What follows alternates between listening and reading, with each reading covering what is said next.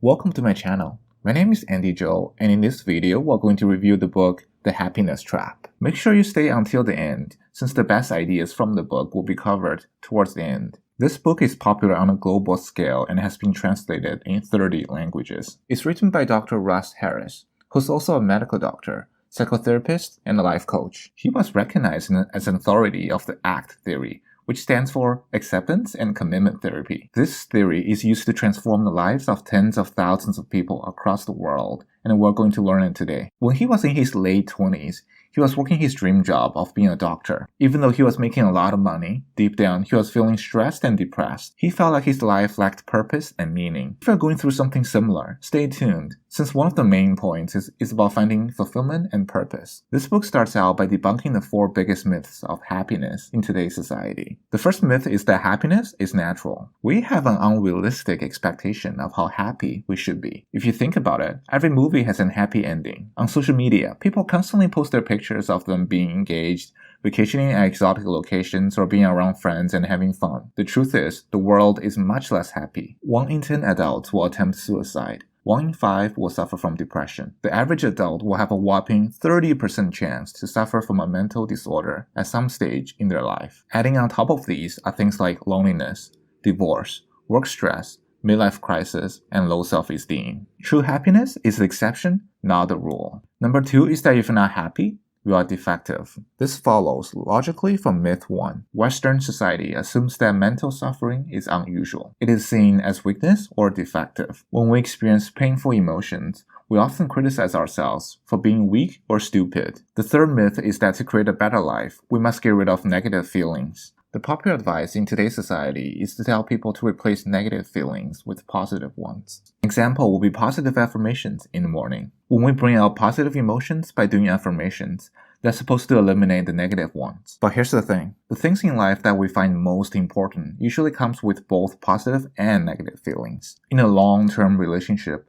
there's love and joy, but at the same time, there's also disappointment and frustration. In starting this channel, there's positive feelings of fulfilling my life's purpose and making an impact in the lives of others.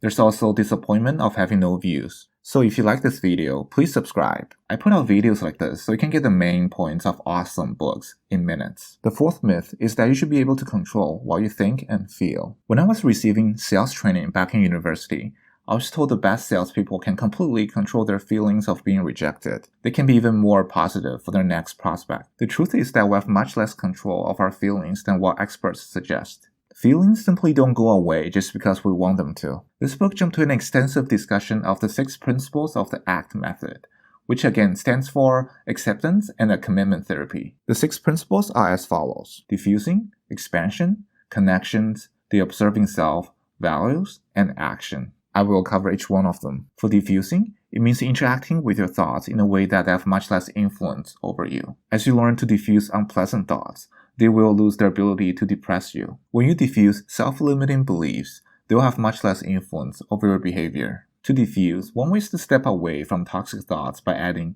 "I'm having a thought that" in front of the thought. For example, after we screwed up something, we'll have the thought that says, "I'm dumb." If we say, "I'm having a thought that I'm dumb," we're able to step away from the thought and readjust ourselves. By the way, the book goes in greater detail about these principles and other actionable strategies. I provided the link in the description below if you want to read the book yourself. The next principle is expansion. Expansion means making room for unpleasant feelings, instead of trying to suppress them or pushing them away. As you make space for these feelings, they bother you much less, and they quickly move on instead of hanging around and disturbing you. The 3 steps to expansion are simply observe your feelings, breathe into them, and allow them to come and go. The next principle is connection. Connection means living in the present, fully engaged in whatever you're doing, instead of dwelling on the past or worrying about the future. The author used an analogy that I really like. He said only being half present is like watching your favorite movie with sunglasses on. You will never get the full experience. The next one is the observing self. The observing self is part of your conscious that's always watching you. It observes everything you do but never judges you. It's always there from birth to death and is unchanging. The observing self is important because it allows the connection to happen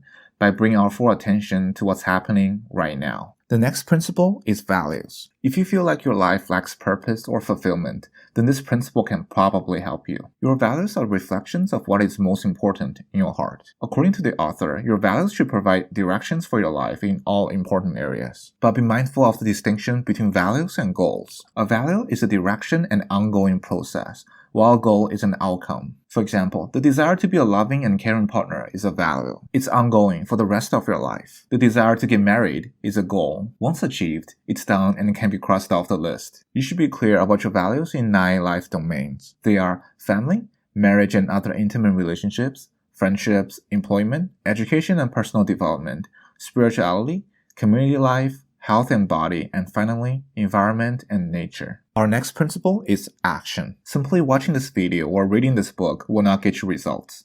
You have to take action. Not just any action, but committed action. When you fail at applying certain principles we have discussed, make sure you try again next time. I think this is a great way to end this video. What actions are you going to take to make yourself happier? What principles are you going to use? Leave a comment in the section below.